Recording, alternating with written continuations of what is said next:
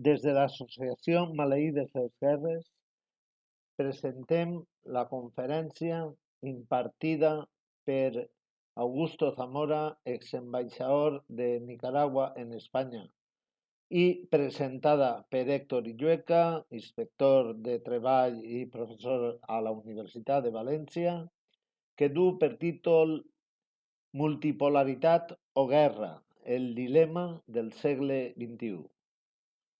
Es deixem amb la conferència. Gràcies.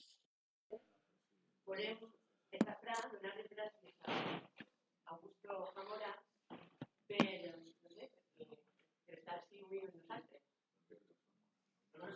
No? Sí que va, però hacer arrimártelo.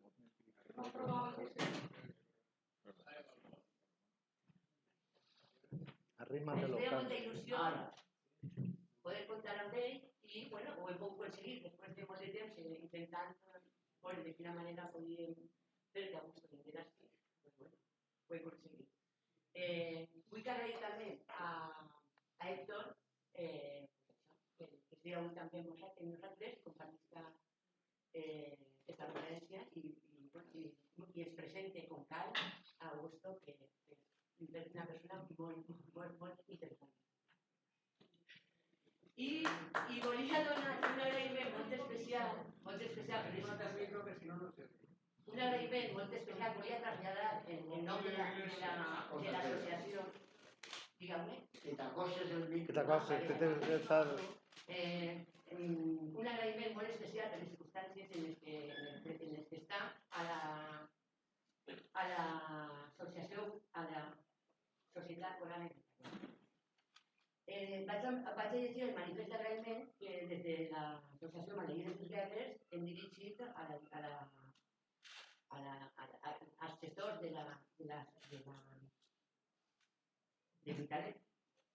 I diu: des de l'Associació Cultural Maleïdes les Guerres manifestem el nostre suport a la Societat Coral en Nicalet davant els atacs i assetjament als que està sent sotmesa de manera permanent per partits i grups de la dreta i extrema dreta. En contra del seu projecte de reconegut prestigi cultural que des de 1893 desenvolupa activitats en aquest camp de la cultura, així com en el camp educatiu i en el camp social. Així mateix, és de les poques entitats valencianes, desgraciadament, malauradament, que ha prestat gratuïtament els seus locals als distints moviments socials que d'una altra forma no hagueren pogut desenvolupar les nostres activitats per falta d'espais gratuïts a la ciutat i la impossibilitat de pagar lloguers. En aquest sentit, tot el nostre agraïment i solidaritat en el Nicalet. I això és tot el que volíem traslladar des de l'associació.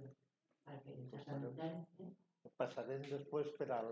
Després, quan s'acabe, o ara no sé, passarem en solidaritat amb el Nicalet, perquè estan un donat per qui vulgui, serà per a ells. Dona que no mos cobren res, dona que estan com estan, pues qui puga passarem la bolsa y aparte. Vamos, que les han quitado las subvenciones, hay que apoyarlos. Ya está, todo claro. Todo. Fuera has dejado... Fuera de una cajita, que quiera que dé dinero. Hay que vestirse de torero. Quan vulgueu fora hi ha una caixeta i dineu i això ho donarem a ells. Bueno, pero vamos a ver, eso es todo lo que teníamos que decir a Héctor y a...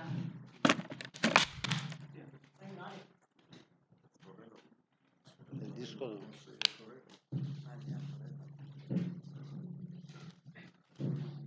Bueno, pues buenas tardes a todos y antes de nada yo quiero agradecer la invitación a la asociación Malditas las Guerras. Hace prácticamente un año que no intervengo en público, así que hoy pues es un día especial para mí. Cuando me plantearon presentar una conferencia de Augusto Zamora, tengo que confesar que enseguida me apeteció muchísimo porque Augusto yo lo considero un maestro. Ya sé que hoy esta expresión suena antigua, seguramente es mejor decir clásica, pero creo que en este caso es muy apropiada porque aprendí a entender cómo funciona este mundo, cómo funciona la sociedad internacional, en buena medida leyendo los libros de Augusto, mucho antes de conocerlo personalmente. Luego tuvimos la oportunidad de encontrarnos y trabamos una amistad que dura hasta hoy. Entre esos libros yo siempre recuerdo el primero que leí de geopolítica, aquel manual que a fecha de hoy, si yo no me equivoco, sigue siendo el único manual de geopolítica en lengua castellana, que se llamaba Política y Geopolítica para rebeldes, escépticos irreverentes y escépticos. Y desde entonces me enganché y continué leyendo cada texto que iba publicando,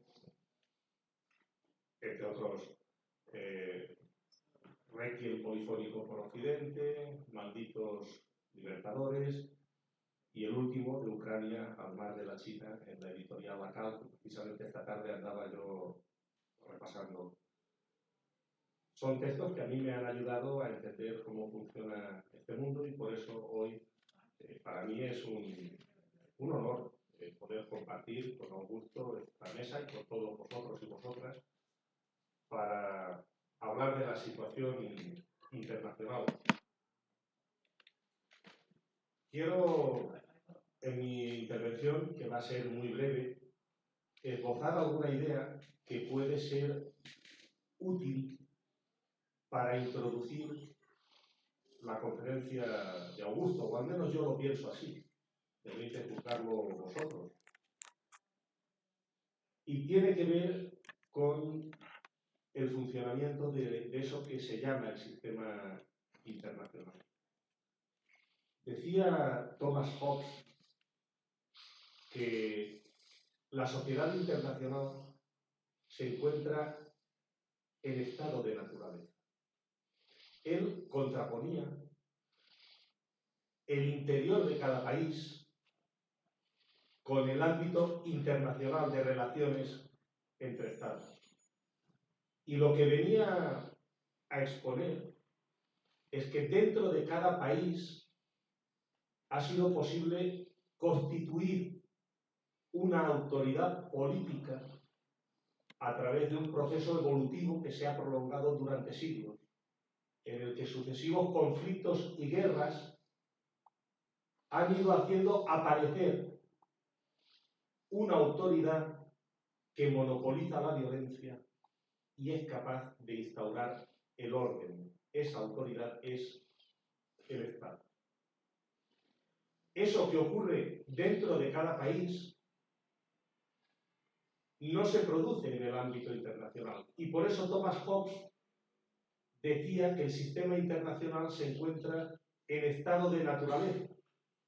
Son unidades, estados,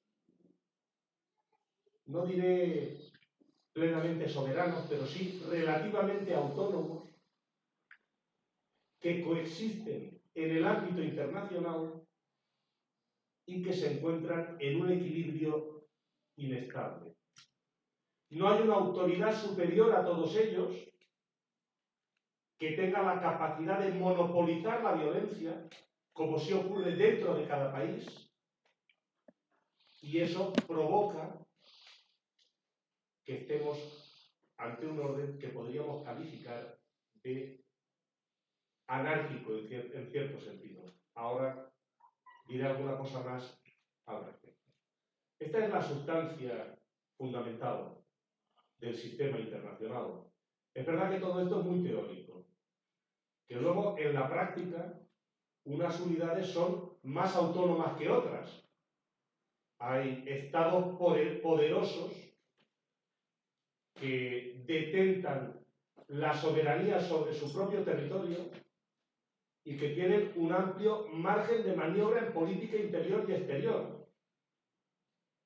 Y hay otros estados que son meros protectorados, donde hay bases militares extranjeras, donde hay clases políticas parasitarias al servicio de estados extranjeros, donde, en definitiva, la soberanía en muchos casos no es más que una ficción. Es verdad, por lo tanto, que dentro de esas unidades hay una amplia gama, pero podemos afirmar que en lo fundamental Hobbes tenía razón cuando decía que el sistema internacional se compone de esos átomos, de esas unidades, con mayor o menor grado de autonomía y que se encuentran en un equilibrio inestable porque no hay una autoridad superior.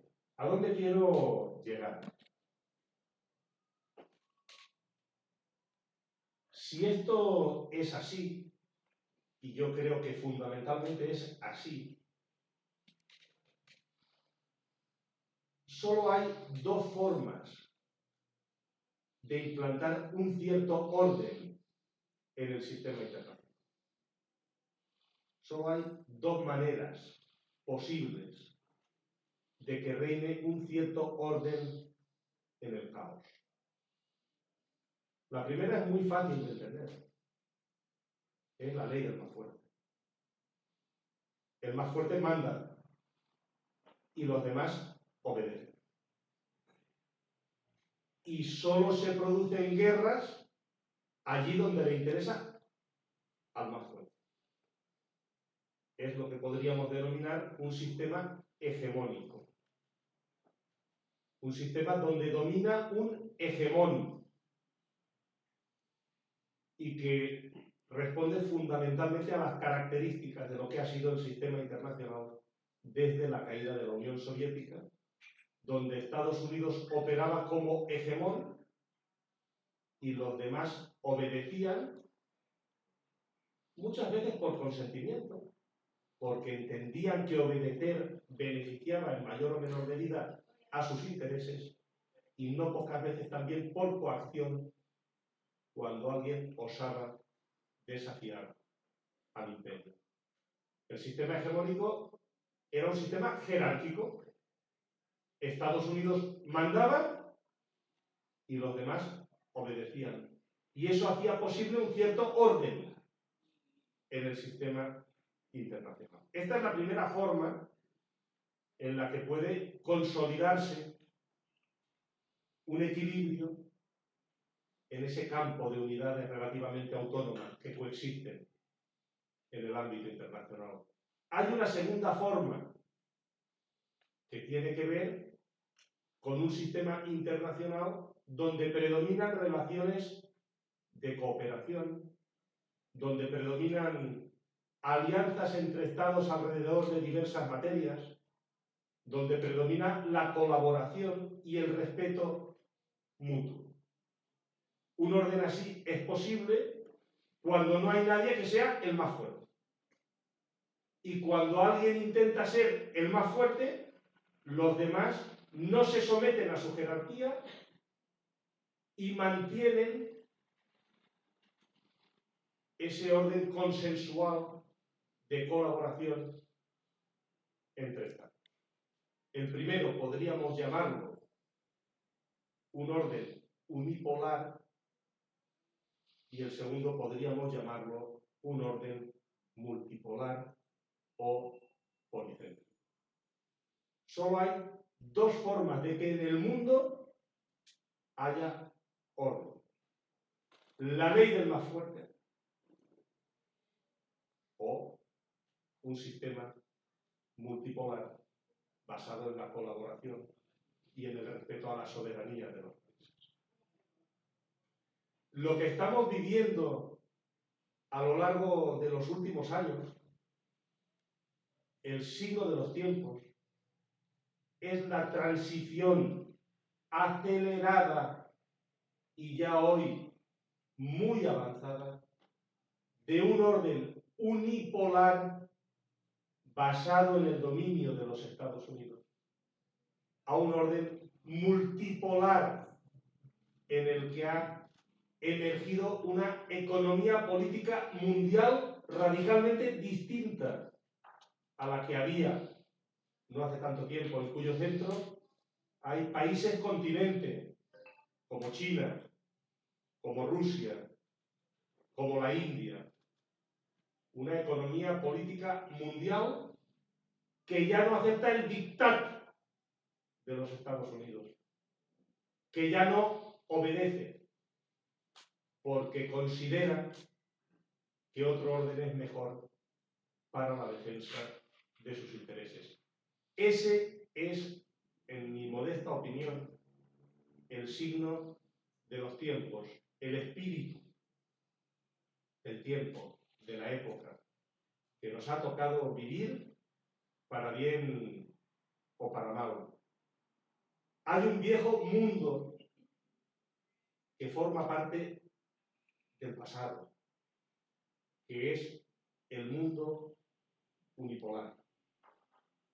Un mundo jerárquico, donde Estados Unidos ejerció una hegemonía política, militar, cultural, que tenía en la base algo que diré. Es posible que algún progre se le erice el pelo. Que tenía en la base una pirámide racial, lo repito, una pirámide racial. Hay una continuidad fundamental en la hegemonía occidental sobre el mundo,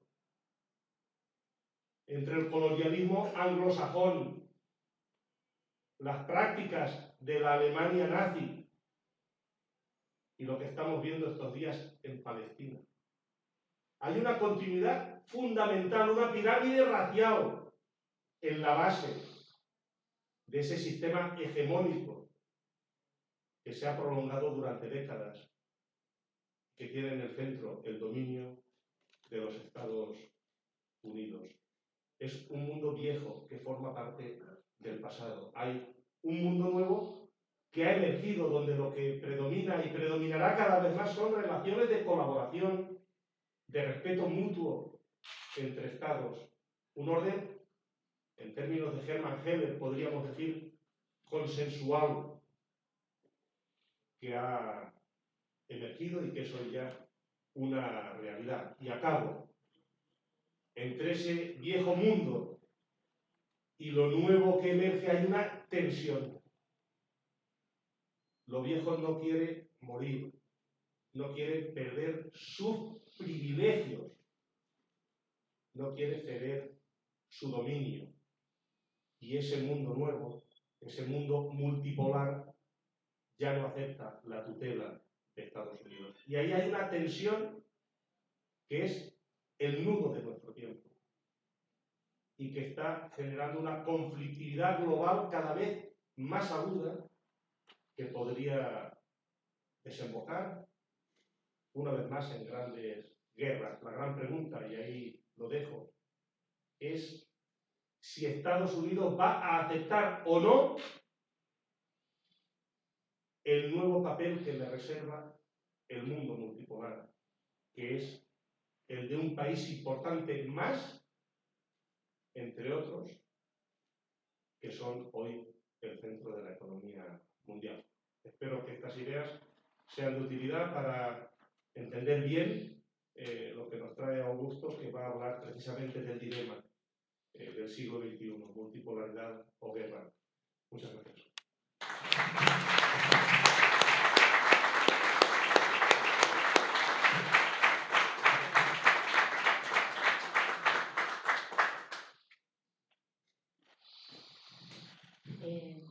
Voy a dir-vos que està retransmitint en directe la conferència.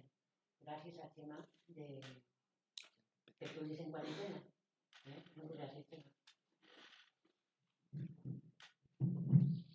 Buenas tardes. ¿Me escuchan primero? Muy bien. Eso está bien. Unipolaridad, multipolaridad son conceptos políticos que reflejan más una forma de ver y entender el mundo, pero que debemos situar en perspectiva. Realmente, si uno examina la historia humana, nunca ningún imperio ha podido ser global. El primer gran imperio marítimo que inaugura la era moderna es el Imperio Español. Yo quiero recordar respecto a esto que antes del Imperio Español los imperios eran esencialmente terrestres porque no había un desarrollo suficiente de la navegación que permitiera movilizar grandes cantidades de recursos, de armas, de personas, etc. Esto cambia cuando España logra establecer un imperio marítimo, el primero en la historia, y sobre el que se montan luego el imperio holandés y sobre todo el imperio británico. Sin embargo, a pesar de todo el poder que alcanzaron en los momentos más principales de su historia, no dejaron de ser potencias que gobernaban una parte relativamente pequeña del mundo. Porque el mundo es muy vasto, muy distinto, con zonas muy difíciles de acceder. Pensemos en Asia Central, un territorio al que Gran Bretaña siempre soñó dominar y al que nunca pudo, simplemente porque era imposible mover desde las costas hasta el interior de esa vasta masa terrestre, tropas y recursos que permitieran doblegar a los pueblos que los habitaban. De hecho, hay una anécdota que recuerda en alguno de mis libros, yo me acuerdo en el último, donde un primer ministro británico saliente le decía a su sucesor: puedes hacer cualquier cosa, pero nunca invadas Afganistán. Y esto se refería a que todos los intentos británicos de controlar Afganistán como punta de lanza para hacer central habían terminado en unos desastres militares terribles. Con lo cual Afganistán se convirtió, los gringos después se dieron cuenta, en un territorio que no debían invadir.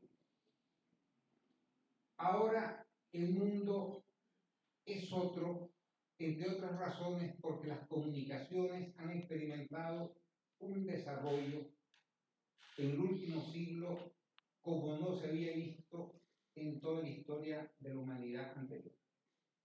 Porque todo lo que nosotros vemos, hacemos y hasta lo que comemos depende de los medios de transporte. Y esto es lo que ha hecho posible una configuración del mundo en el que ya, digamos, las áreas de poder ya no están separadas por barreras físicas, sino que es posible llegar hasta los últimos puntos, sea en barco, sea en ferrocarril, sea en autobús, pero ya no hay rincón inaccesible del planeta. Y ese es un punto que hay que entender ahora, porque esta, digamos, accesibilidad del mundo a todos también ha planteado la disputa del control de áreas, zonas geográficas, territorios, mares que antes simplemente no estaban en el mapa por la dificultad de acceso a esa geografía. También debemos tomar en cuenta otro factor esencial, que es el piedra angular de cualquier análisis. Decía Tucídides en su Historia de la Guerra del Peloponeso, un libro que yo encomiendo encarecidamente porque es el mejor manual de guerra que se ha escrito jamás, que las guerras son sobre todo cuestión de dinero. Y esto es una cuestión que Tucídides repite cíclicamente a lo largo de su obra, porque efectivamente todos los ejércitos se mueven en función de los recursos económicos que puedan reunir. Y debemos entender que el dinero no se refiere estrictamente a dinero, a billetes, monedas, sino a todo lo que se puede comprar con dinero o que el dinero hace accesible. En la época de Tucídides, dinero era acceder al grano para la tropa, al alimento para los animales, ¿no?, que se movían los jinetes y las carretas, era también la medida del tiempo.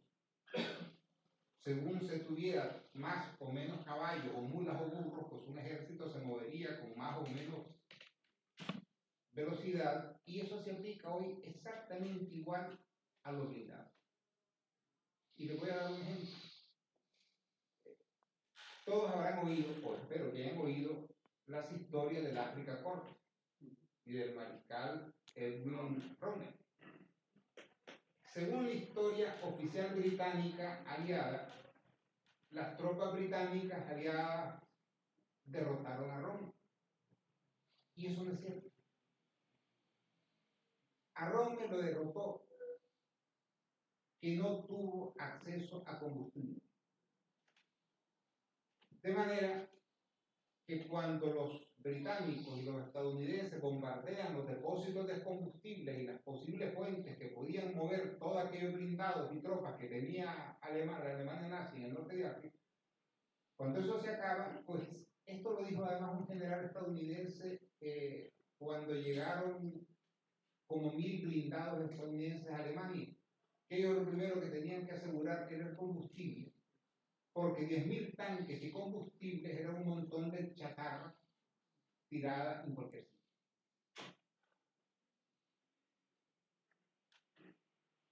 En los años 50 del pasado siglo, después de la Segunda Guerra Mundial, con la destrucción que sufrieron las grandes potencias europeas, que eran las que disponían de industrias, de medios de producción, etc., Estados Unidos representaba el 50% del PIB mundial.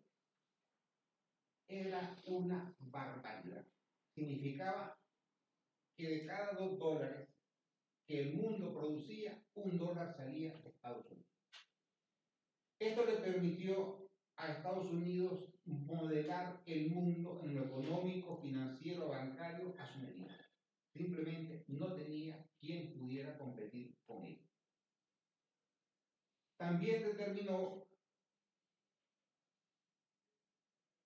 que el mundo se dividiera,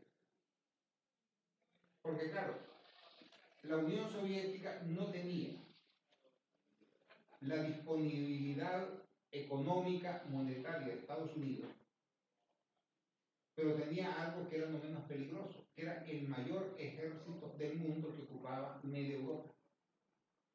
Y en los años 40, 50, 60, lo que importaba en el mundo económicamente, industrialmente, políticamente, era Estados Unidos y Europa.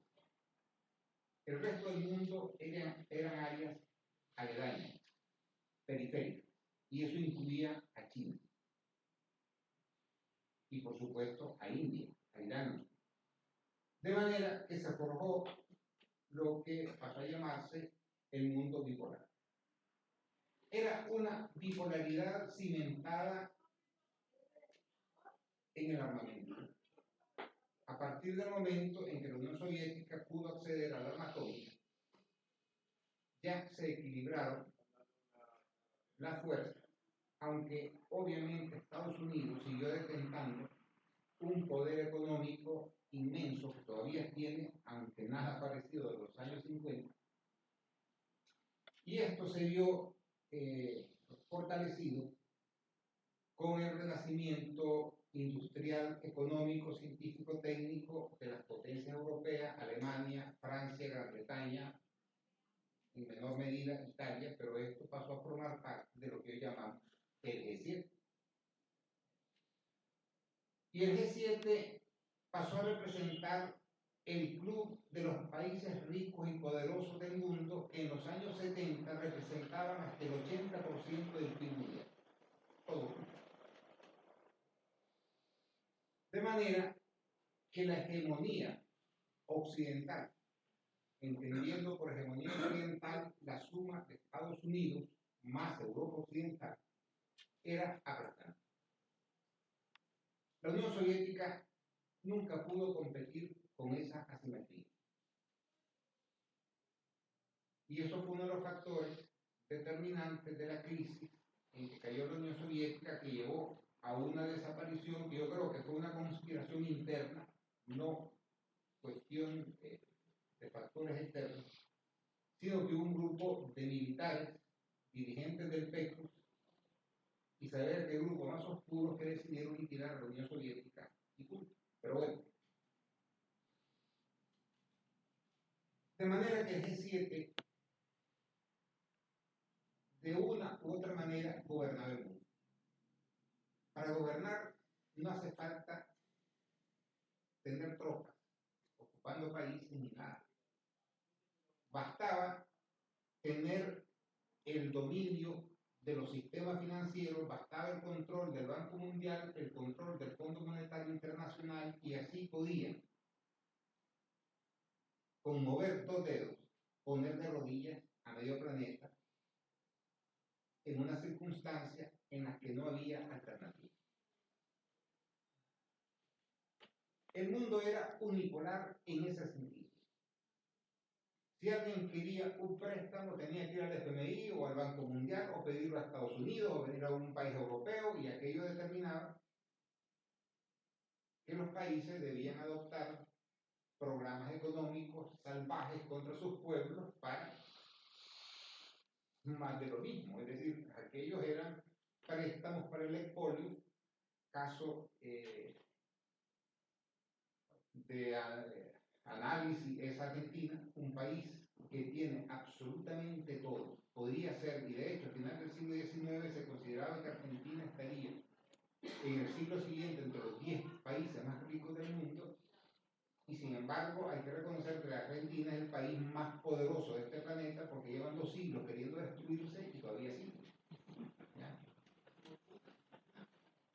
¿Y qué es lo que pasaba en Argentina?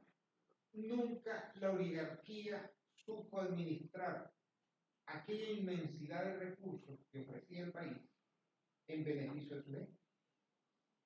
Lo más fácil era pedir préstamos que después una parte lo devoraba la oligarquía, la otra parte se lo robaban, la otra parte se iban a pagar intereses, y al final era el ciclo eterno en el que todavía vive, de pedir préstamos para pagar los préstamos. Y les voy a contar una cosa, que esto no es de ahora.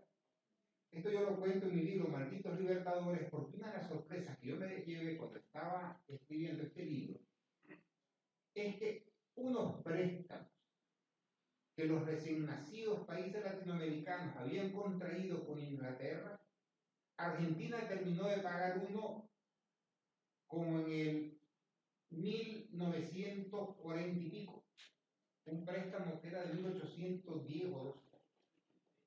Y encontré otro caso, no me acuerdo la fecha porque me es imposible, sería Wikipedia y un fenómeno de circo. ¿Ya? Pero encontré que con Chile había pasado lo mismo. Es un préstamo que se había pagado a sí mismo 40 veces y que siglo y medio después lo estaban cancelando. Y le voy a dar otro dato. ¿Saben cuánto terminó de pagar Rusia los préstamos de Estados Unidos de la Segunda Guerra Mundial? En 1996. Nada prestan gratis, por eso que cuando yo escucho vamos a dar de 60.000 millones a Ucrania, y yo digo, bueno, espero que a Ucrania la conquisten los rusos, porque si no tendrán que pasar 3.000 años pagando todo lo que les han prestado. Bueno, volvamos al G7. Les decía que el G7 era el amo del mundo en los años 70, pero en este año 2024 los últimos estudios indican que la suma de los BRICS supera el PIB del G7. Si hay una cifra que quiere o que explica el cambio que se ha dado en el mundo, es esta. Porque el BRIC está compuesto, con excepción de Rusia, por antiguas colonias y países expoliados. India fue la joya del Imperio Británico porque saquearon de ahí todo lo que pudieron saquear.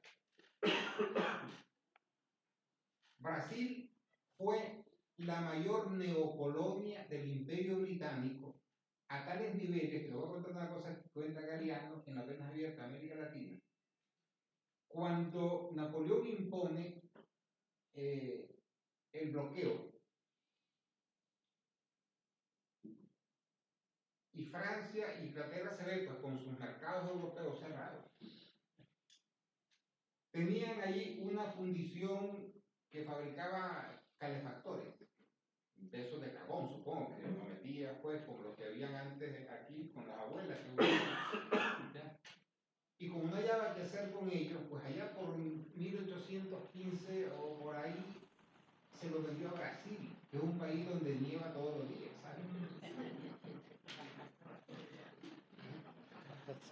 Y claro,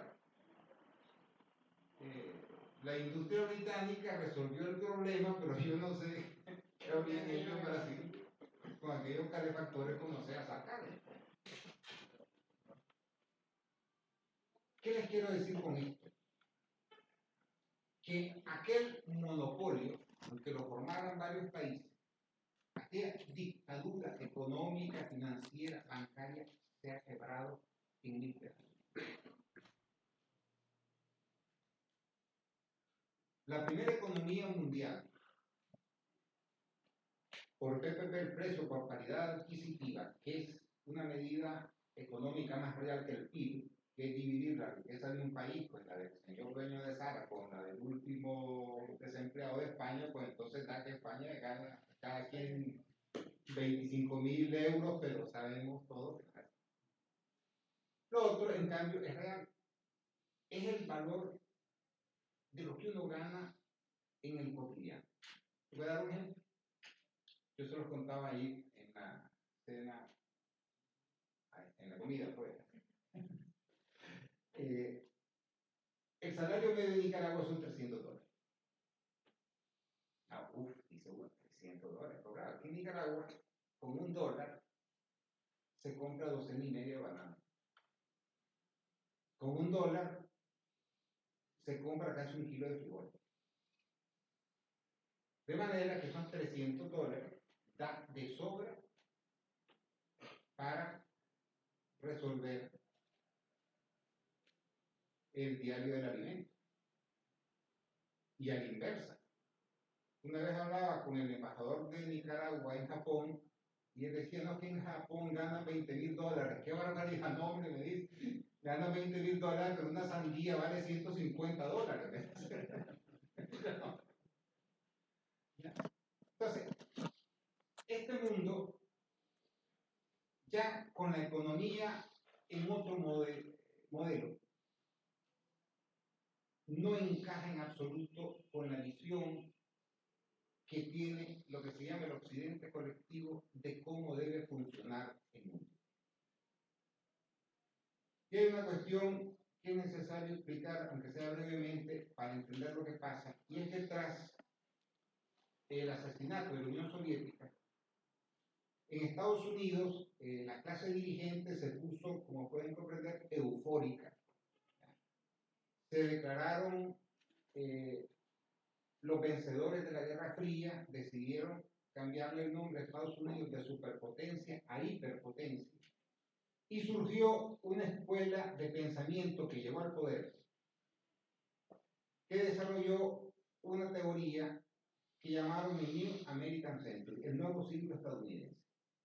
Esto yo lo explico creo que en mi libro Política y Geopolítica, cito el documento largamente, y ellos tenían dos espinas dorsales de funcionamiento. Una, solo podía existir una potencia dominante en el mundo y esa potencia debía ser Estados Unidos. Y dos, Estados Unidos no podía permitir que surgiera ninguna potencia equivalente que le hiciera sombra. El problema de este grupo es que llegó al poder con la presidencia de George Bush hijo y siguió en el poder con Obama y alcanzó el poder con Trump, no crean que él se va afuera y sigue con Biden. Esta teoría, ya con la gente en el poder, fue la que impulsó una serie de guerras que no eran guerras aleatorias. La guerra de agresión contra Yugoslavia, de Serbia y Montenegro, contra Irak, contra Libia, de invasión de Afganistán, obedecía a un plan, que era remodelar el mundo en función del diseño que habían hecho los teóricos de New American Center. Y les voy a dar otro dato. Todos los gobiernos atacados habían sido o eran aliados de la Unión Soviética y de Rusia. La Yugoslavia maldita de Milosevic fue el único aliado que le quedó a Rusia en los Balcanes. Y eso hizo a Milosevic una persona intolerable que debía ser derrocada y lo ha derrocado. La Libia de Gaddafi había sido una fiel aliada de la Unión Soviética y después de Rusia.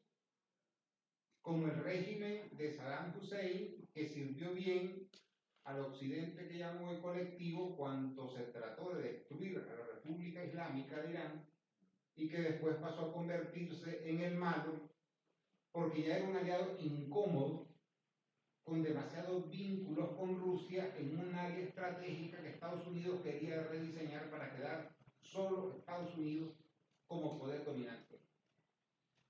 El intento de guerra contra Siria era cerrar el único espacio donde Rusia mantenía bases, una aérea y una naval. Y aquello para Rusia era el beberla o derramar, porque el objetivo del derrocamiento del régimen de Assad no era porque les interesara la democracia, maldita sea, si nunca les ha interesado ni la democracia, ni los derechos humanos, ni nada, como se está demostrando con sangre en Gaza. Era expulsar al último aliado de Rusia con costas en el Mediterráneo, para sacar a Rusia de manera definitiva de lo que Estados Unidos iba a convertir en su versión del Mare Nostrum. Pero ahí Rusia dijo no. Intervino de manera efectiva, ganó y a partir de ahí empezó una reconfiguración. Esta reconfiguración pasaba por fortalecer el papel de la OTAN en Europa. Y la OTAN, para que entendamos, y esto no lo digo yo, lo dijo un general estadounidense y está un montón de documentos de Estados Unidos, la OTAN es el instrumento que inventó Estados Unidos para dominar Europa. Estados Unidos no tiene poder económico financiero sobre Europa Occidental. De hecho, Estados Unidos arrastra un problema crónico con Alemania, un país con el que desde hace más de una década tiene un déficit medio anual de 80.000 millones de dólares. Sin embargo, su hegemonía militar es absoluta. Si la OTAN desapareciera, el poder estadounidense sobre Europa se evaporaría. Y por eso Estados Unidos ha tenido la inteligencia y los europeos la demencia de vincular el ingreso a la Unión Europea con el ingreso en la OTAN. Se fortalece la Unión Europea como unidad, sí, pero a mí me refuerza la OTAN. Ucrania era un paso esencial porque hay una teoría en Estados Unidos, está escrita, y era que metiendo a Ucrania en la OTAN, se convertía a Rusia en un país más asiático que europeo. Y era un paso esencial para deseuropeizar Rusia, dejarla como país marginal y a Estados Unidos como el único país en la historia de la península europea que tenía el monopolio y el control de la fuerza en todo este territorio. Ni Carlos V, ni el Imperio Británico, ni Francia, ni Napoleón, nunca nadie ha tenido sobre Europa en su conjunto el poder que tiene Estados Unidos. Nadie. El único país que se le oponía era Rusia. La guerra de Ucrania fue una operación planificada a fondo, con el objetivo de eliminar a un rival, porque en el proyecto estadounidense eliminar a Rusia por la incorporación de Ucrania le permitía liberarse de la amenaza rusa para centrarse en la amenaza china, que es lo que verdaderamente le preocupa a Estados Unidos. Con esto también les quiero decir otra cosa. En este mundo de hoy, donde el G7 ya es la segunda fuerza económica del planeta, no hay conflicto aislado. Todos son sistemas comunicados. Y se lo voy a explicar haciendo un paréntesis con lo que está pasando en Gaza. Yo les pregunto a ustedes, ¿por qué ante la barbarie israelí contra los palestinos de Gaza nadie interviene? Nadie. Ni Irán, ni Egipto, ni Siria, ni Arabia Saudita, ni Rusia, ni China, nadie.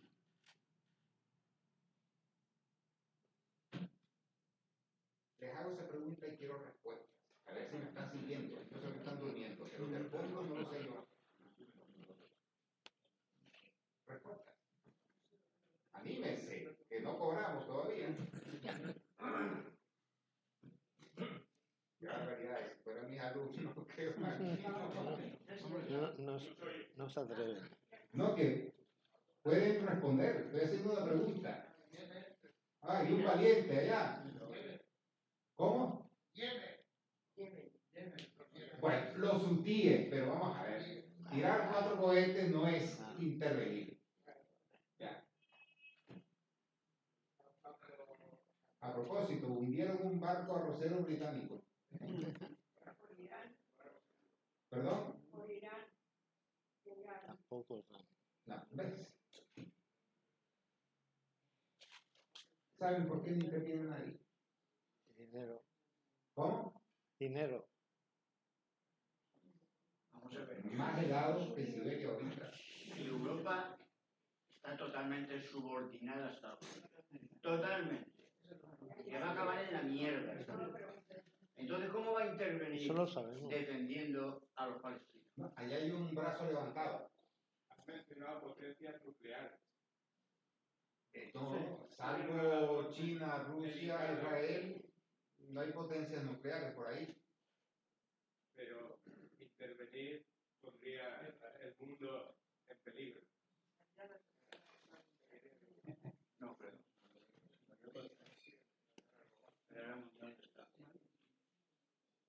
No interviene nadie, sí. La cuestión fundamental, según mi opinión, es que efectivamente la correlación de fuerzas a nivel internacional, tal como se ha explicado, está claramente a favor de los Estados Unidos en nuestra medida.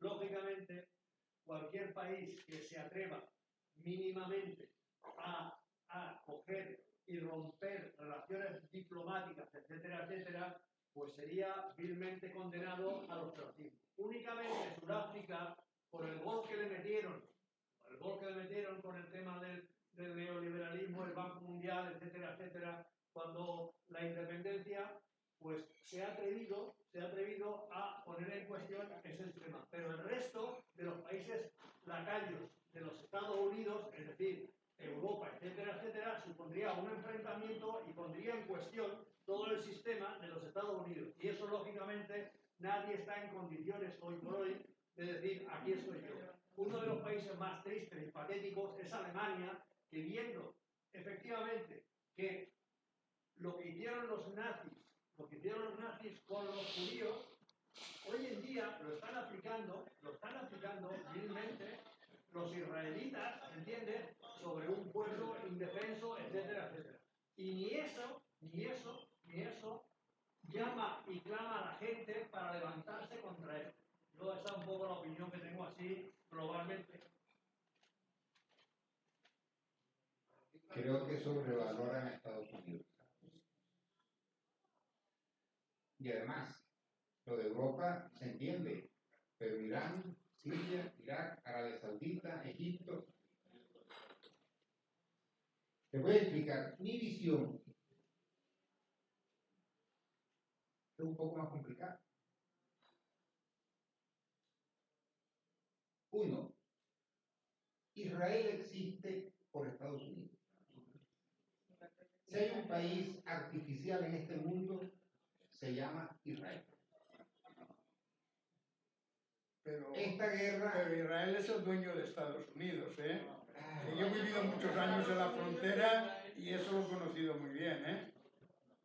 Cuando empiezan a pensar que el mundo lo componen 193 países y no solo Estados Unidos, empezarán a entender el mundo. Si todo lo quieren explicar en clave de que Estados Unidos es como Superman, entonces no van a entender nada. No estamos en 1950, estamos en 2024. La primera potencia industrial, económica y comercial del mundo se llama República Popular China. La tercera economía mundial se llama República de India. Rusia ya la quinta o sexta economía mundial. Irán es una de las 20 grandes economías del mundo. Ese es el mundo nuestro. Si no entiende o no asume esta realidad, no va a entender nunca lo que pasa. Israel existe porque a Estados Unidos le resulta más barato financiar a un pueblo fanático como una especie de portaaviones terrestre en el área más estratégica para Occidente, que es la región del petróleo y del gas, Oriente Medio, que tener ellos que desplazar ahí 200 o 300 mil soldados. Y esto lo sabe todo el mundo. Que ir a la guerra con Israel es ir a una guerra con Estados Unidos. De hecho, a Israel se le acabaron las municiones en el primer mes de guerra contra Hamas, y si no es porque Estados Unidos tiene un puente aéreo enviando municiones, y créanme, lo sé porque estaba en la guerra, que el mejor rifle del mundo sin balas no sirve para nada. Hace más de una cerveza. De manera que esto es un sistema de vaso comunicante. Si voy a la guerra con Israel, que no me costaría nada, a fin de cuentas son 7 millones, y Irán son 85 millones, Siria, más sumado, son 500 millones, pues no representan nada. Pero ir a la guerra con Estados Unidos.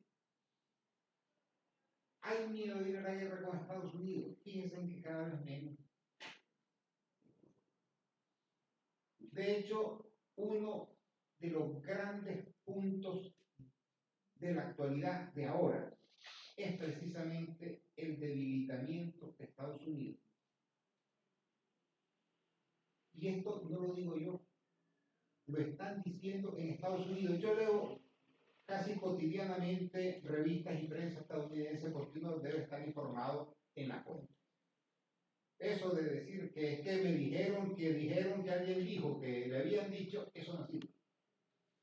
Ya lo están diciendo en Estados Unidos. No nos respeta nadie.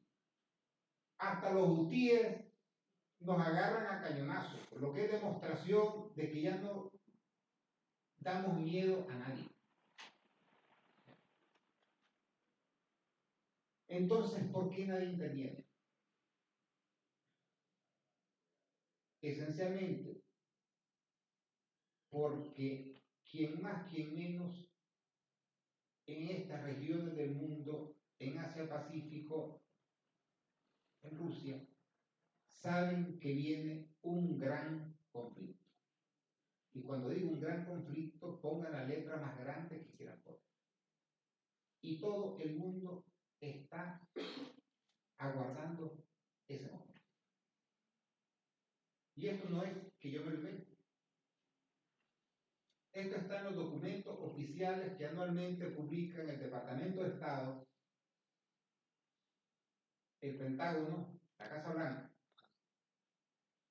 Ellos hablan de la creciente amenaza a Estados Unidos por parte de lo que en estos documentos oficiales llaman potencias revisionistas. Y si yo les pregunto qué quiere decir potencias revisionistas, ¿qué me dirían mis apreciados y suspendidos alumnos? Es muy simple. Las potencias revisionistas son toda la potencia que puede generar Rusia y China junto con India. Revisionista es quien revisa. Sí, pero pero lo tengo muy claro.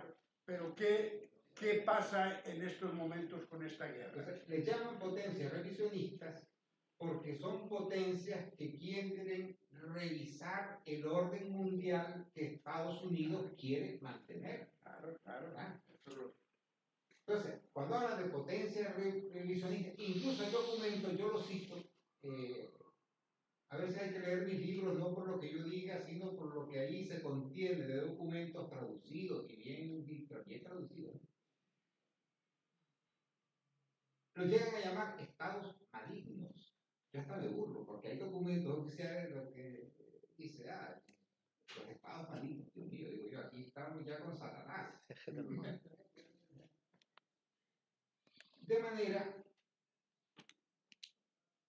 que todo el mundo está como tomando posición. Y los cambios se están dando algunas veces de manera casi folclórica.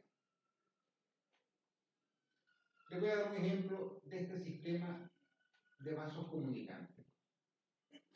No ha habido en Oriente Medio, excepción de Israel, un país más perrunamente fiel a Estados Unidos que Arabia Saudita.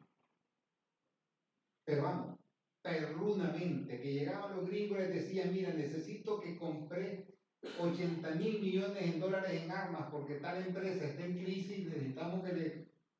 Y compraban 80.000 y hasta 100.000 millones en unas armas que jamás iban a utilizar.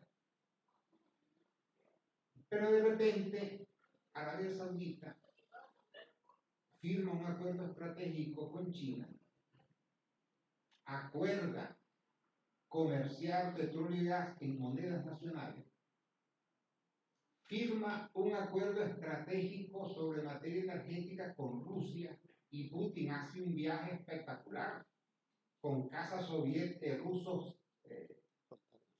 flanqueando el avión presidencial y haciendo después piruetas aéreas en Arabia Saudita y en Emiratos Árabes. O sea, una cosa, dice, ¿qué pasa? Y después la sorpresa. Arabia Saudita e Irán firman la paz. O sea, para Estados Unidos aquello debió ser un derrame cerebral. Porque en el plan de Estados Unidos, Arabia Saudita era el país llamado a combatir contra Irán en un momento dado. Por eso es que compraban armas, pues todas iban destinadas a Irán. Y de repente firman la paz. Y les voy a dar otro dato. Hace poco, con lo de Gaza, los gobiernos de Irán y de Arabia Saudita han acordado coordinarse e incluso examinar la posibilidad de crear una fuerza conjunta de estabilidad en Oriente Medio. Esto se los cuento para que se hagan idea del nivel de cambios que se está dando en el mundo. Porque si esto lo hiciera, digamos, Egipto o Argelia, que son tradicionales aliados de la Unión Soviética y de Rusia, bueno, diría yo, está en el guión, la misma India, pues. El 70% del armamento indio es ruso soviético, tienen programas de armas, intercambios con la crisis y las sanciones que le impusieron a Rusia, pues India triplicó su comercio con Rusia, ha alcanzado niveles históricos, lo mismo que China. Entonces uno dice, ¿qué está pasando para que hasta Arabia Saudita esté buscando ya, decir yo del barco estadounidense me voy desligando porque se hundir y no me voy hundido con él? Son 300.000 millones que le han embargado a Rusia y ya he visto que le pueden hacer lo mismo. Vamos, que le han congelado a Rusia. Y eso es muy preocupante. Los datos dispersos no ayudan a explicar una situación. Los han embargado, no se han atrevido a confiscarlos. Se han embargado. ¿Ya? Ahí los tienen. Y a pesar de todo eso, las reservas internacionales de Rusia se acercan a los 800.000 millones según datos del FMI. O sea, más dinero Rusia no ha tenido nunca. Con todo eso.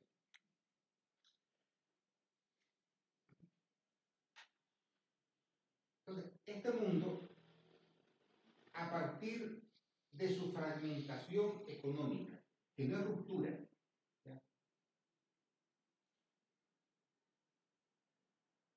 Va por unos derroteros que a Estados Unidos y a la Unión Europea se le han atragantado. En el caso de Estados Unidos se entiende. A fin de cuentas, lo que esta fractura económica y esta emergencia de nuevas potencias económicas, industriales, comerciales, militares, significa es que todo aquel sueño del New American Century está olvidado. Y ahora se trata de sobrevivir y de prolongar la agonía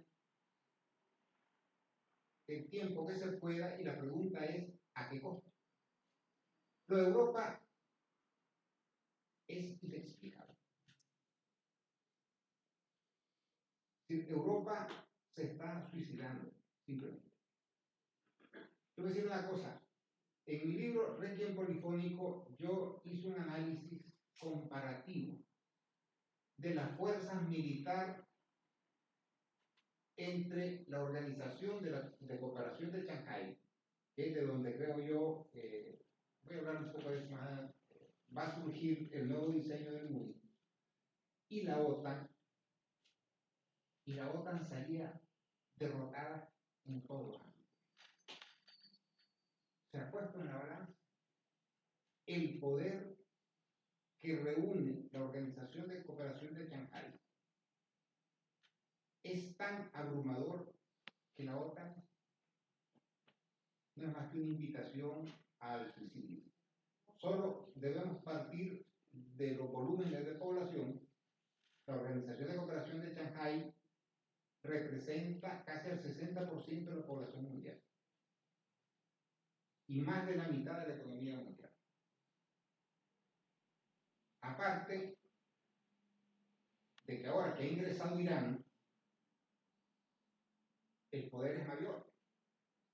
Y además son países con enormes porcentajes de juventud. También en este libro en Requiem yo hice un análisis poblacional, porque los ejércitos los forman esencialmente veinteañeros. Pero los datos poblacionales de la Unión Europea son dramáticos. No es solo el envejecimiento, sino el decrecimiento de población. Es decir, los datos que encontré yo daban que Bulgaria, Rumania, los países bálticos, etc., habían perdido en algunos casos el 20% de la población. Solo 2 países habían incrementado su porcentaje, y eran Alemania y Francia, que se beneficiaban del derrumbe económico del entorno y eran receptores netos de inmigrantes jóvenes. Entonces, cuando uno tiene estos datos en la mano y uno piensa, bueno, si aquí están planteando, como se plantea regularmente en los periódicos, una guerra entre Rusia y la OTAN, que al final será una guerra entre Rusia, China, Irán y la OTAN, porque ya les explicaré luego esto. ¿De dónde van a sacar gente? Gente sin paralizar el aparato productivo. Pues claro, aquí se jubila gente a partir de los 55 años, a los 60 ya está jubilado un montón y a los 70 ya no digamos. Entonces, tu aparato productivo descansa esencialmente en gente veinteañera, treintañera, cuarentañera, que es la que están reclutando en Ucrania.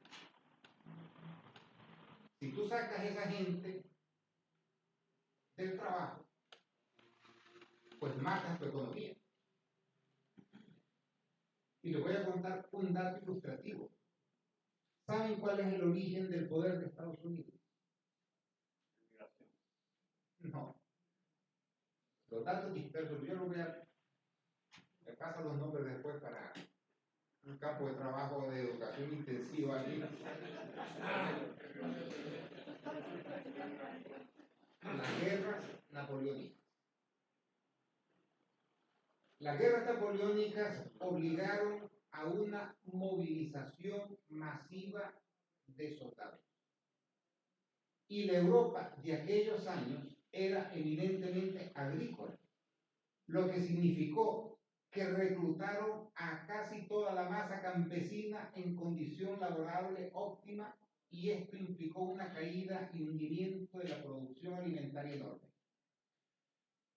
Entonces buscaron proveedores y fueron Argentina, Brasil, pero sobre todo Estados Unidos, quien se forró vendiendo lo que no vendía ni había vuelto a vender en su vida a la Europa hambrienta. Tómenlo de ejemplo. Si van a una guerra, como dicen los señores de la OTAN, contra países que representan 2.000 millones de habitantes y que pueden movilizar a 200 millones, si aquí movilizan a la masa laboral, pues van a repetir el panorama de la guerra napoleónica. La diferencia es que nadie va a vender comida. Porque el mundo ya tiene muchísima gente, hay mucha hambre en todas partes, y no vendrán aquí los grandes convoyes, porque además, les voy a decir otra cosa, miren.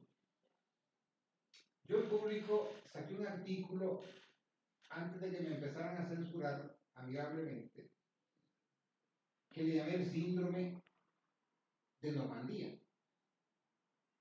Todos saben qué pasó en Normandía. Y estoy seguro que un porcentaje de ustedes creen que con el desembarco de Normandía se ganó la Segunda Guerra Mundial. Que no es así. No. Pero aquí hay un montón de gente que eso lo cree. Es que Hollywood tiene mucho poder. Claro, ahí. Esa es otra, la batalla cultural. Bueno, pero es que el síndrome de Normandía se refería al hecho de que durante las dos guerras mundiales, y esto es importante, porque esto está en la psicología colectiva, queda como un pozo ahí, que de repente marca tus pensamientos sin que te des cuenta, y era referencia a aquellos convoyes interminables de barcos que venían de Estados Unidos cargando granos, armas, petróleo, medicinas, de todo lo que aquí hacía falta. Entonces, en Europa, yo creo que en el sustrato colectivo ha quedado la imagen de Estados Unidos, la del país que en caso de guerra pondrá otra vez a 2.000 barcos a traer de todo aquí. Lo cual es un disparate. Porque en la Primera y en la Segunda Guerra Mundial no había misiles. Pero en esta era de los misiles, y quienes han seguido la guerra en Ucrania pueden darse cuenta del impacto demoledor de los misiles, ¿ya? ¿De dónde un barco que se mueve a 15 o 20 kilómetros por hora va a alcanzar en algún momento las costas europeas saliendo de Estados Unidos. Si los hutíes, por eso les mencioné los del barco arrocero, casi hunden un barco, porque los británicos no han querido decir si se hundió o no se hundió. Solo dijeron la tripulación abandonó el barco y se acabó la noticia. Si los hutíes, con unos misiles casi artesanales, son capaces de hundirte un barco, ¿qué no harían Rusia y China o Irán con el poder misilístico que tienen? Practicarían tiro al blanco. Entonces, ¿de dónde va a venir más? Eso es lo que yo analizo en Requiem polifónico. Por eso lo titulé así, porque era un Requiem por una región del mundo llamada Europa, que se llama continente, pero es una península. Cómo estaban ellos tejiendo su propio manto mortuorio, negando a ver su propia realidad. Y miren, que les voy a contar otra cosa. Encontré un estudio oficial de Alemania, donde el gobierno pidió a unos expertos, siempre hay expertos, espero que aquí no haya muchos, que calcularan cuánto tiempo podría seguir funcionando con normalidad Alemania en caso de un corte energético. Digamos, que se bombardearan las centrales nucleares, etcétera, etcétera, etcétera. Un poco lo que hizo Rusia en las Navidades del año pasado. Pues los expertos concluyeron que Alemania funcionaría normalmente un máximo de 2 semanas. Y que a partir de ahí el país entraría en una parálisis hasta quedar paralizado. Y también hizo un análisis sobre la fragilidad energética de Europa. Porque Europa no produce gas ni petróleo. Lo que saca del gas del norte da para llenar de hielos, pero no para mantener la economía de esta península. Todo el petróleo le llegaba de Rusia, se han enemistado.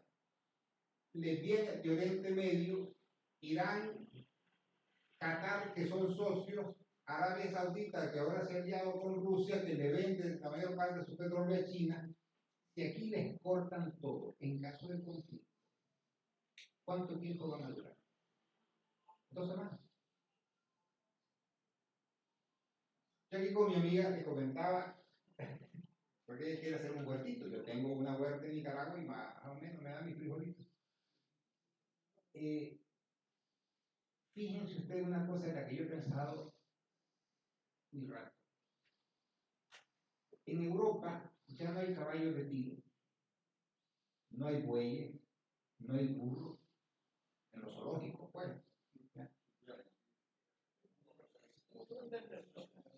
¿Qué pasaría si un ataque informático paralizara todo? Aquí donde hasta el riego lo tienen con maquinitas. Si una crisis energética obligara a dosificar el combustible, ¿con qué van a hacer?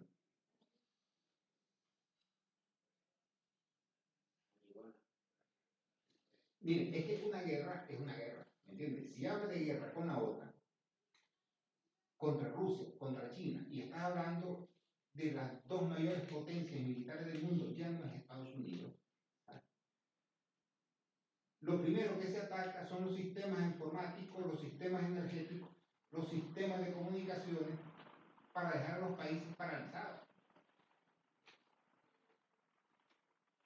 Y cuando yo escucho a estos políticos responsables hablar con tanta alegría de que vamos a meter más dinero a Ucrania, de que vamos a derrotar a Rusia, yo me pregunto, hombre, ¿en qué planeta vive?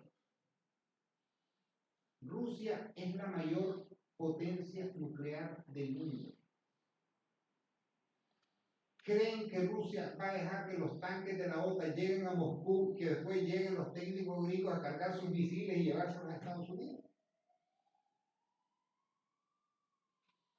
Es decir, alguien puede pensar que eso ocurriría antes de que Rusia decida un ataque nuclear devastador sobre los principales países de la OTAN, porque ni siquiera hay que atacarlos a todos, si hay que atacar a 3, destruye Alemania, destruye Francia, destruye Polonia y esto se acabó. Entonces, ¿qué piensa? ¿En qué piensa? Y fíjense, les voy a decir una cosa. En Estados Unidos, en las élites, porque el pueblo en Estados Unidos, yo sé, tengo ahí a media familia y los gringos medios somos, ¿sabes? Las élites están debatiendo esto.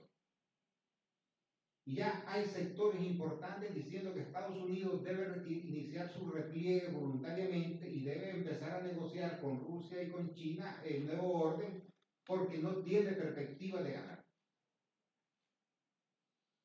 Sin embargo, ese debate que se da en Estados Unidos y en sectores conservadores está absolutamente ausente en Europa. Aquí se lo tragan todo, vamos, como si en vez de estricnina les estuvieran dando chocolatina. Y cuando yo les hablo de sistemas comunicantes, y con esto voy a terminar, porque si no, les quiero explicar esto. ¿Por qué China y Rusia han hecho una alianza que, como dijo Putin, es una alianza de hierro? Nada la va a romper. Yo se lo voy a explicar. Esto lo tengo en mi último libro, todos los datos están ahí, los documentos de Estados Unidos, las declaraciones, todo. Si alguien quiere quedarse bien informado, no, yo se los regalaría, pero los libros no son míos, son del editorial. Estados Unidos tiene diseñada, están los documentos oficiales, no voy a inventar absolutamente nada, una estrategia cuyo objetivo es bloquear a China por mar. Y lo primero es cerrar el estrecho de Malaca, por donde pasa el 80% del combustible que recibe China de Oriente Medio. También han establecido y han involucrado a Australia como la retaguardia de la retaguardia, porque Australia tiene encomendado cerrar los estrechos indonesios de Borneo y otro que se me olvida, para no dejarle esa ruta alternativa a China. De manera que a China, en caso del conflicto que se viene con Estados Unidos, porque la pregunta no es si va a haber o no, sino cuándo y de qué manera, ¿ya? La única alternativa que le queda es Rusia. Rusia tiene todo el gas y el petróleo que necesita China. Por esa razón, China no va a dejar jamás a Rusia. Y va a morir con Rusia. Y si mañana la OTAN tuviera la locura de estar en guerra con Rusia, China se va a meter como que 2 y 2 son 4. China protege las espaldas de Rusia en el Pacífico, la provee ahora, le está enviando camiones, todo lo que necesita, todo lo que requiere la industria rusa que se lo pida, ahí va. A cambio, Rusia le cuida todo el flanco oeste y le garantiza todo el suministro energético, pero además alimentario. Porque hay algo que aquí no cuenta, y es que Rusia se ha convertido en una inmensa potencia agroexportadora. O sea, ya está ingresando, ya es su segundo rubro de exportación, incluso por encima de las armas. De manera que combatirán y ganarán juntos, porque yo no me imagino que vayan a perder. Irán, miren, si ustedes agarran un mapa, la geopolítica es geografía política. Hay que saber leer los mapas. Hay que ver un mapa y leerlo. Uno agarra Irán con 1.780.000 kilómetros cuadrados, pero es que su geografía abarca toda la zona que comunica el este de Asia y Asia Central con el Asia que mira el Mediterráneo, y el Índico y el Golfo Pérsico. no hay manera de comunicar las dos vertientes de Asia sin pasar por Irán. Irán es fundamental para China y para Rusia, porque Irán garantiza que Estados Unidos ahí está con la soga al cuello y un pie en un banco. De manera que Irán no entra en guerra, porque si entrara en guerra por gas con Estados Unidos, China y Rusia tendrían que ir a la guerra, porque no podrían permitir jamás que Irán fuera derrotado. Y esto es el mundo de ahora. Porque esto no es una cuestión que haya nacido porque sí. Es la suma de intereses de cada país que se complementan y todo desde una línea de respeto. China sabe que debe respetar el área de influencia rusa, Rusia sabe que debe respetar el área de influencia china, los dos saben que Irán también tiene su dignidad y que no va a dejar que nadie lo mangonee, entonces la respeten. Y este mundo es el mundo multipolar que viene. Y ahí tenemos a India. India tiene una geografía que es dominante en el Índico, pero también tiene los estrechos indonesios y África y la región arábiga que delimita su geografía. De manera que se parte de que el Índico será la zona de influencia de India, como la zona del Golfo Pérsico, Oriente Medio, será el área de Irán. Egipto tiene lo suyo, como la potencia árabe dominante en el Mediterráneo, el control del canal de Suez y su proyección hacia el sur de África. Como Argelia se proyecta sobre el Sahel, ¿ya? Y cada quien va agarrando su pedacito. Y no andan chinos, ni rusos, ni nada pensando vamos a invadir Egipto, no. Aquí cada quien vamos a hacer este sistema, vamos a entender los unos, los intereses de los otros, y establecemos una sociedad internacional más pacífica, más equilibrada, más distributiva, más democrática.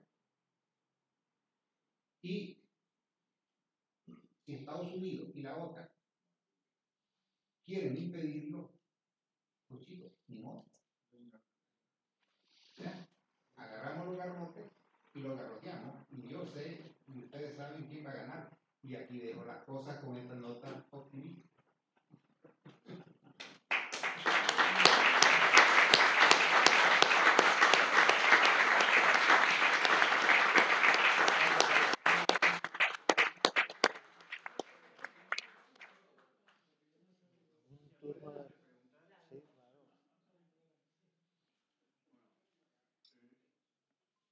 Una cosa, no has hablado de Indonesia, que va a ser muy pronto una potencia también económica.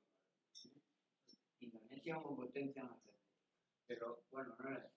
Era una pregunta sobre Nicaragua.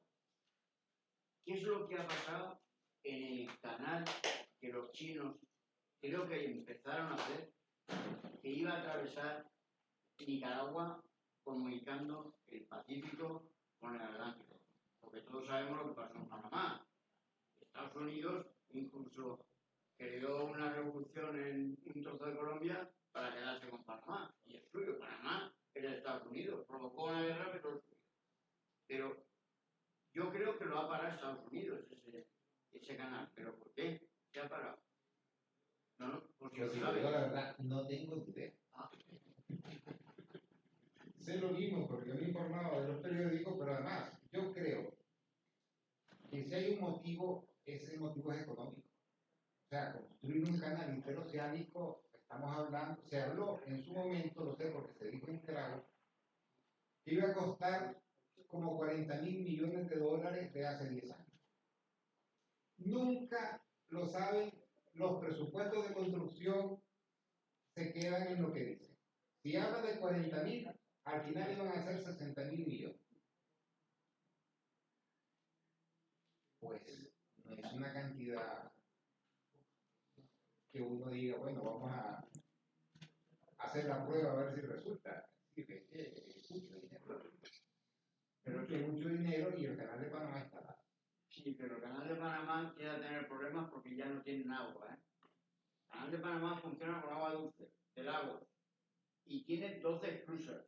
Y el que había previsto para Nicaragua iba a tener solo 2 o 3 esclusas y funcionaba con agua de mar. Pues no tengo ni idea, si digo la verdad, no tengo ni idea, pero yo creo que de pronto estuvo el dinero, porque empezaron con ciertas obras y de repente se descontinuó y yo dije, se les acabó el financiamiento.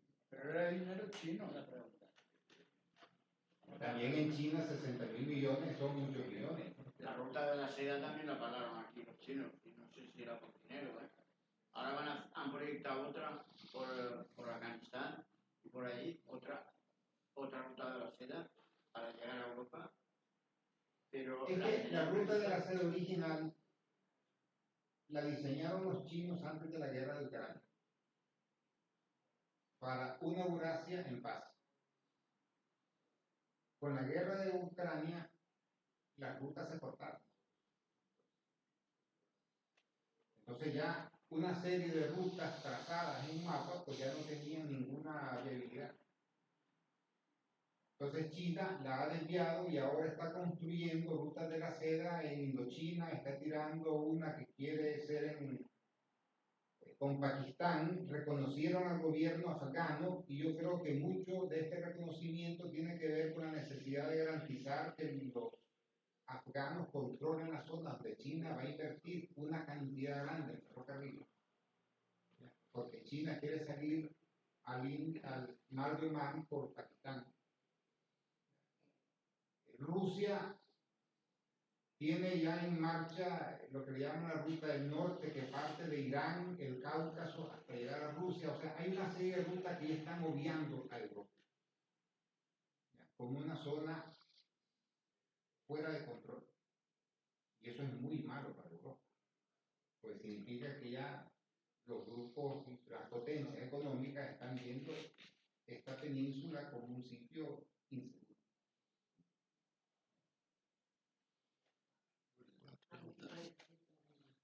Yo quería hacer una pregunta. Has hecho alusión a que en Estados Unidos hay una fracción de la burguesía o del capitalismo que piensa, estoy hablando un poco del área Trump, por decirlo de alguna forma, es decir, de ese capitalismo que quiere de alguna forma permitir en base a otras ideas diferentes a las que representa el Partido Demócrata y digamos que es un capitalismo que interdice las cosas de otra manera.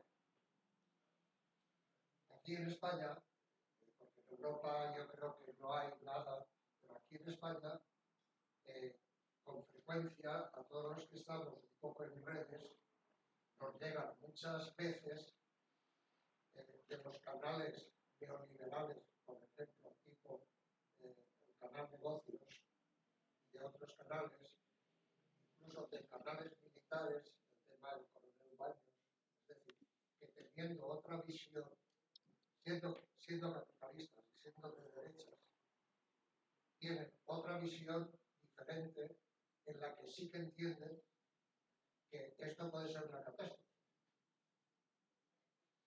¿Cómo enjuicias tú, desde tu experiencia, digamos, desde España, estas áreas de pensamiento, por llamarlas de alguna forma? O sea, ¿te has explicado? Sí, te he explicado. De derecha. Yo hago análisis, no juicio, porque los juicios, hasta el juicio final, pues no preguntaré por mí. Esto en Estados Unidos tiene que ver con una corriente que parte del siglo XIX, que es la aislacionista, que ha sido mayoritaria, o fue mayoritaria hasta los años 60 en las filas conservadoras, de una clase dirigente, terrateniente, industrial, que decía, ¿y nosotros para qué nos vamos a meter en los enredos del mundo si con tener nuestros negocios, nuestro país y aquí en este continente que es nuestro, porque claro, ellos consideraban a toda América Latina su propiedad, pues para qué nos vamos a enredar?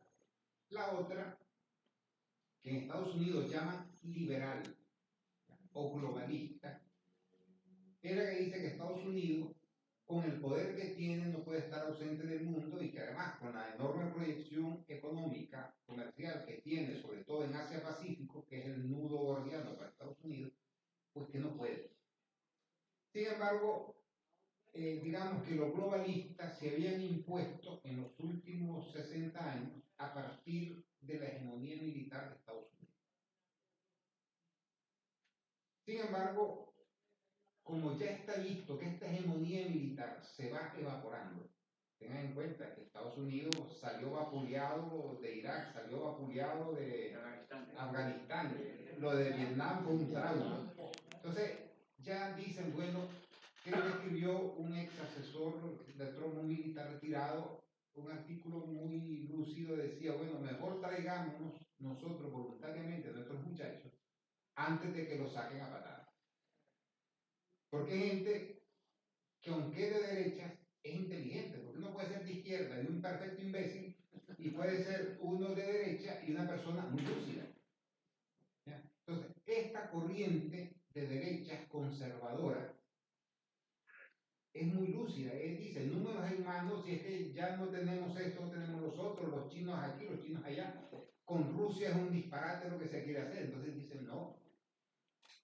Entonces, hay un debate muy intenso y muy bonito, dicho sea de paso, en términos pues para quienes nos dedicamos a su negocio, entre los realistas, ¿ya?, y los llamados globalistas entre ellos.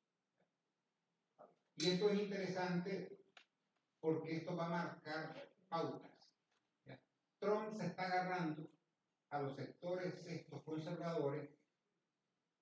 Lo que pasa es que Trump es, por decirlo en sentido poético, un verso suelto, pues un tipo caótico que nadie sabe qué es lo que hará mañana. Los otros son más previsibles. En Europa ese debate no se da. En un país de Europa no se da porque aquí, lamentablemente, digamos, la inteligencia como que se ha jubilado en masa. Pues yo veo algunos de estos canales y yo veo un montón de señores opinando del cielo y de la tierra como cualquier tertuliano, sin base, sin datos, sin documentos, sin nada, simplemente con inspiración divina. Eso no es serio. Pero por ejemplo, hay periodistas, Lorenzo Ramírez, Juan Antonio Aguilar, Fernando Morajón, es decir, hay gente que creo que sí que tiene César, el coronel Baños. Hay gente que tiene una lucidez y una, digamos, saben de lo que hablan, porque además son gente metida en negocios capitalistas puros y duros. Es decir, ellos no esconden que son liberales, que están por el libre mercado, etcétera, etcétera, pero saben cuáles son los riesgos del mundo actual. Estoy hablando de estos canales. Bueno, yo no digo que no existan, pero estos son residuales, es decir, lo que es la masa no, ¿entiendes? Agarra cualquier televisión, que es la que ve la inmensa mayoría de la gente, agarra los grandes diarios, los grandes medios, y esto es un debate ausente, que existan ciertos canales allí, agujeros, pues sí, pero esto no tiene ningún impacto en la generalidad de las personas. Si al final pues van a votar y votan cualquier cosa y al margen del mundo. Yo no he visto aquí, ni en Alemania algo se ve, pero aquí en España nadie ha planteado realmente, oigan, nosotros queremos ir a la guerra con Rusia. Alguien que lo plantee públicamente. Pedro Sánchez. No se lo he oído. Sí, lo ha dicho de boca, sí.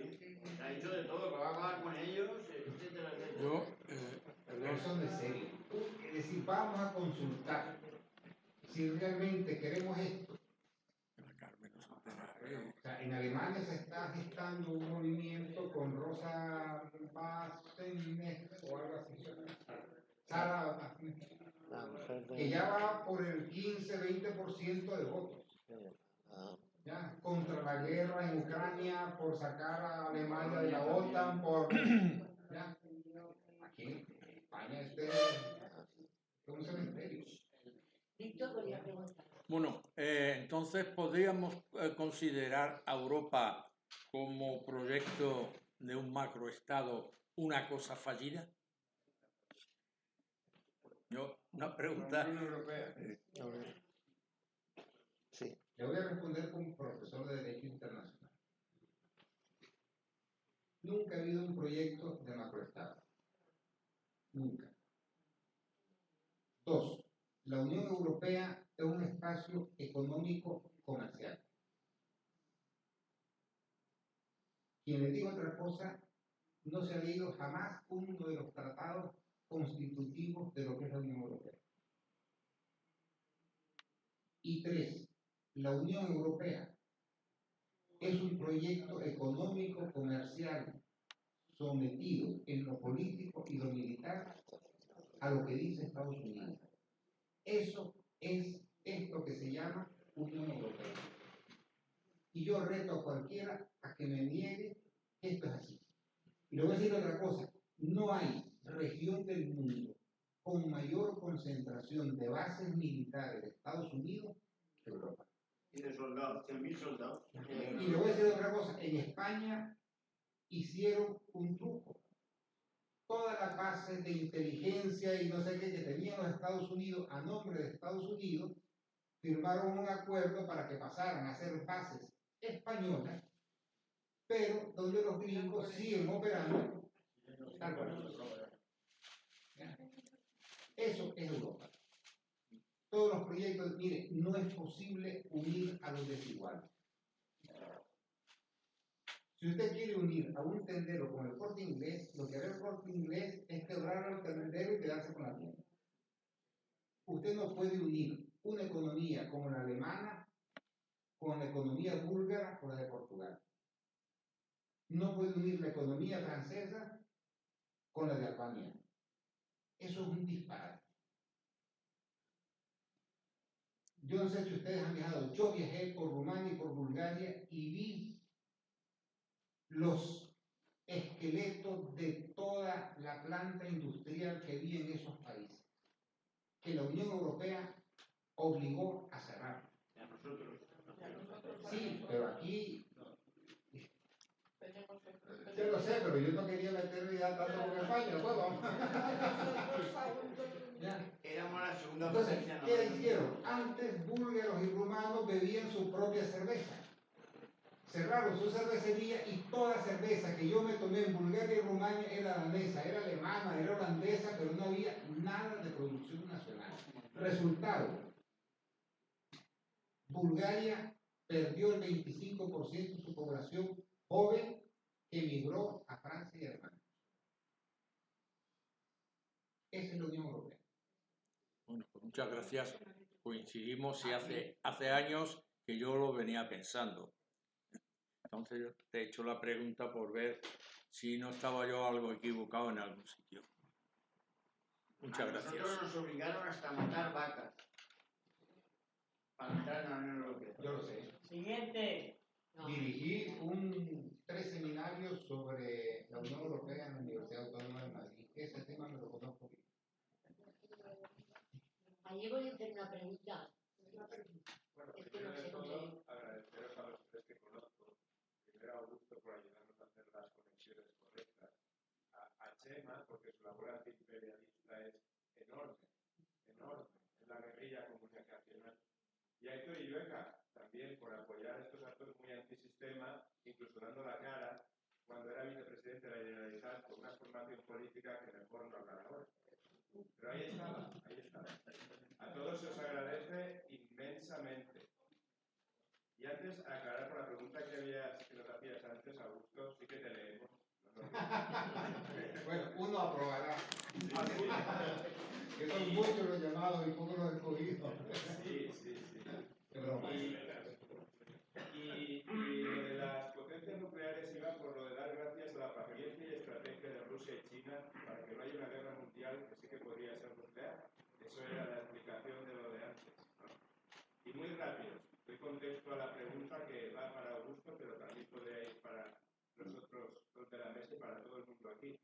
Yo hablo como profesor de secundaria aquí en Valencia, parte de un colectivo que se supone que es vanguardia de la sociedad, se supone. Pues bien, cuento algo que me pasó ayer y es muy significativo. Profesora indignada con lo de Palestina, que incluso organiza con la organización UNRWA una exposición en mi instituto de secundaria.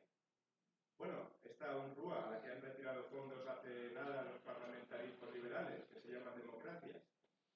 Pues esta profesora, después de hablar mal de Israel, así todo seguido, que hasta ahí bien, ¿no?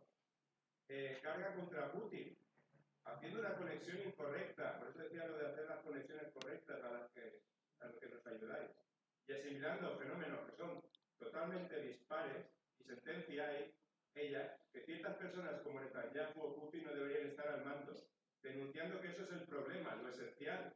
Confunde claramente esos fenómenos con lo que es esencial. No puede entender la causa y el efecto, y se queda pues en lo superficial, con la fragmentación que hay hoy, sin contexto. Y la pregunta es, ¿cómo hacer frente común si a la hora de la verdad nos quedamos en un tercio en la verdadera trinchera? Cuando un pueblo está perdiendo, sufriendo y no se puede ocultar por los medios, sí que hay simpatía, pero cuando se defienden como Rusia, porque puede hacerlo, consiguen con la demonización desactivar a gran parte de la población, ese pacifismo que sirve al imperialismo. ¿Qué hacemos para contrarrestar eso?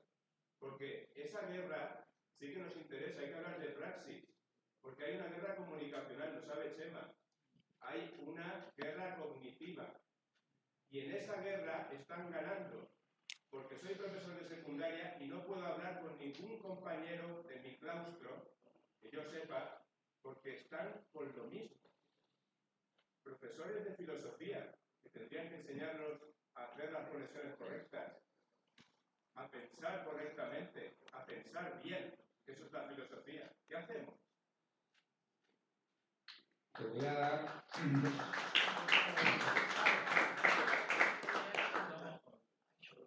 dar una conexión, digamos, que termine de electricista. Yo le digo a mis compañeros, Héctor lo sabe, que hay que tener paciencia, porque vivimos en una época de transición, pero es aquí en Europa, porque en el resto del mundo la transición ya se ha dado y la gente está en otras cosas. Los que se han quedado descolgados son los habitantes de la península Europa. Yo por eso invito a la gente, si ahora miren, con internet uno puede leer el India Times, puede leer el Global Times, estar informado de lo que se dice en China, en Corea del Sur, ¿sabes? Porque hay que salir de la burbuja Europa, que es una burbuja como huevo podrido, para entender y situarse. Yo les digo, esperen a que termine la guerra de Ucrania, porque eso va a ser un antes y un después. Mientras esto dure, hay que acumular fuerzas. Porque la OTAN, Estados Unidos, las clases dominantes europeas hicieron una apuesta absolutamente fallida y suicida con Ucrania. Y la echaron toda. No se engañen. Lo único que no han hecho es enviar tropas. Por lo demás, han metido de todo. Cuando Rusia gane, y va a ganar de manera definitiva e indubitable, todo este esquema sobre el que siguen funcionando se va a derrumbar. Porque entonces empezará mucha gente a hacer preguntas. Es decir, ¿por qué nos metieron? ¿A dónde nos llevan? ¿Qué es lo que quieren? Y empezarán a poner en duda la OTAN, empezarán a poner en duda la Unión Europea. Entonces todos los paradigmas sobre lo que descansa el pensamiento de las élites europeas empezará a desmoronarse. Puede llevar más años o menos años, pero eso es inevitable. Porque en algún momento, y eso le tocará a tu generación, porque nosotros ya estamos más de paso, tendrán ustedes que decidir si descolgarse de la OTAN y de la Unión Europea para sobrevivir o morirse con ella. Porque no van a tener, honestamente, no van a tener más alternativas. Porque esto que estamos viendo es el comienzo.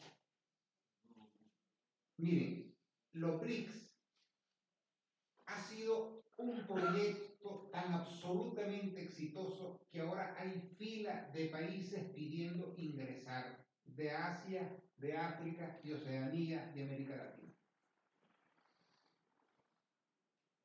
La Organización de Cooperación de Shanghái está en la misma línea. Y ahí está el mundo. Ese es el mundo, no es este.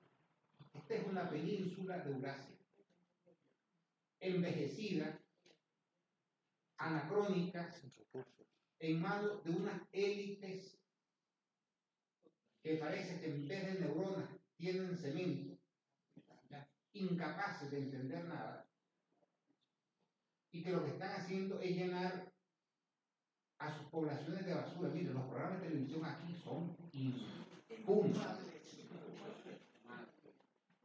Yo, cuando estaba en la Universidad Complutense estudiando mi carrera, a veces me compraba el Marca, porque tanto estudiante le dije, vamos a ver qué tal el Real Madrid, ¿ves? Y era todo deporte. Ahora agarro el Marca, y es que la fulanita, que la mujer de no sé qué, y el vestido y tal. Ya es como una mezcla de ola. Es decir, es todo como que se desmorona. Pero esto no va a durar siempre. Y la llave la tiene Rusia. Yo les hago un chiste, yo les digo que Rusia será la tercera Roma.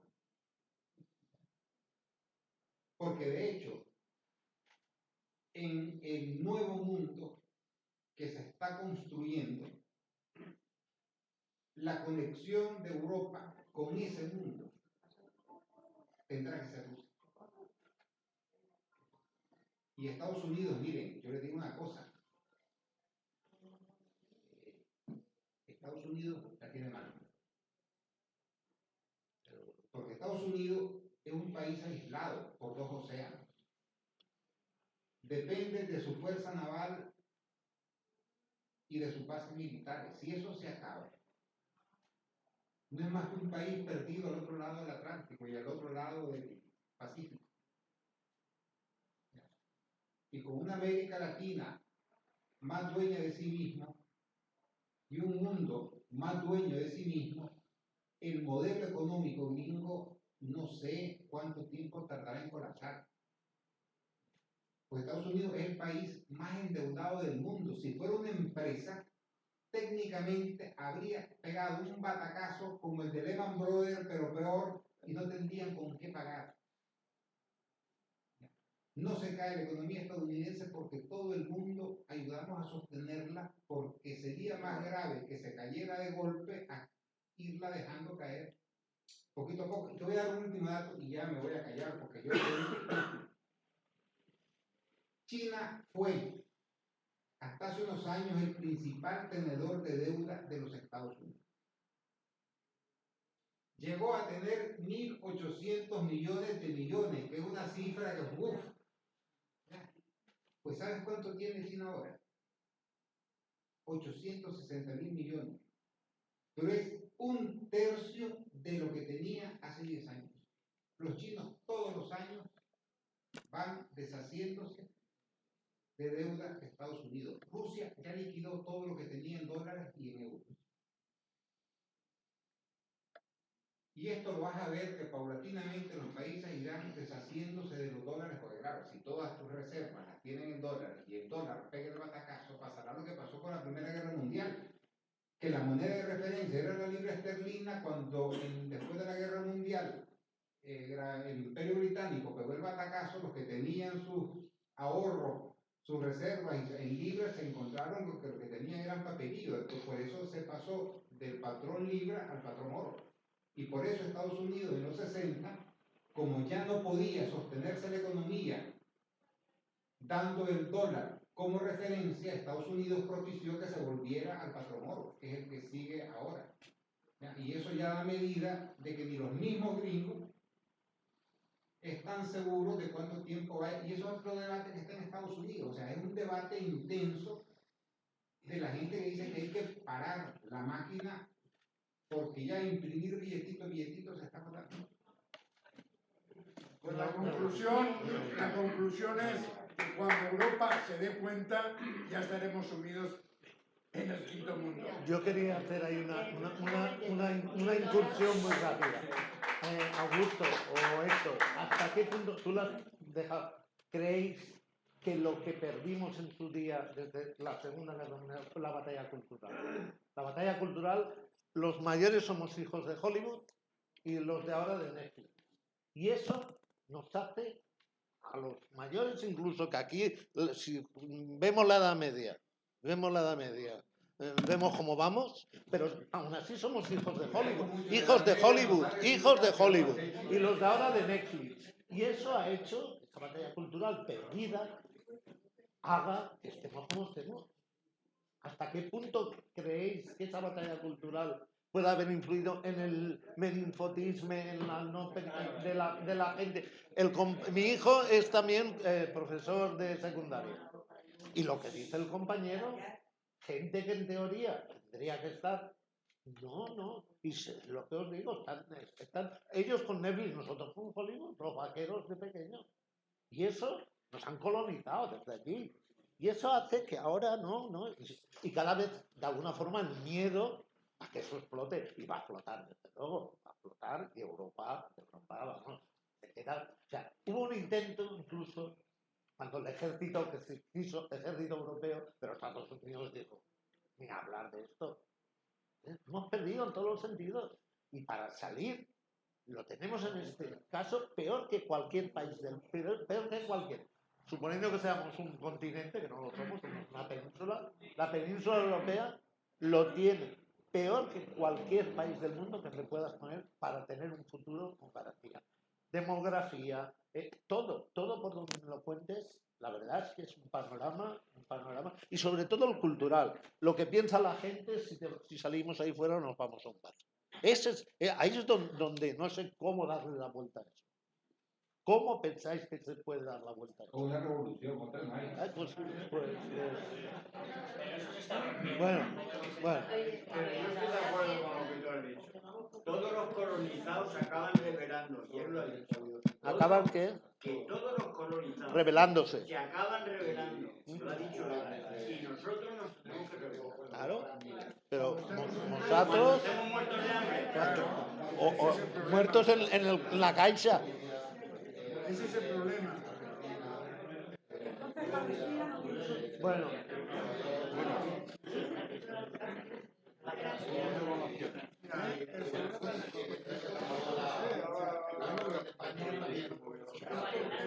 Oye, ya vamos por final.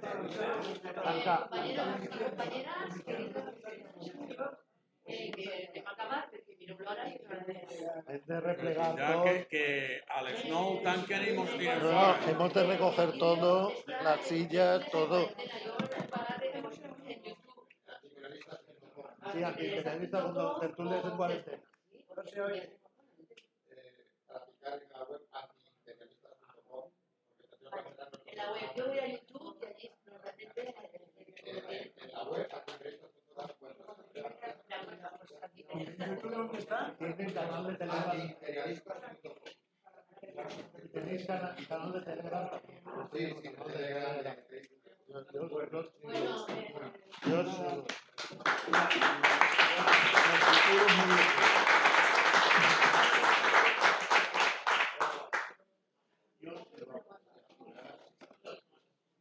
Bueno.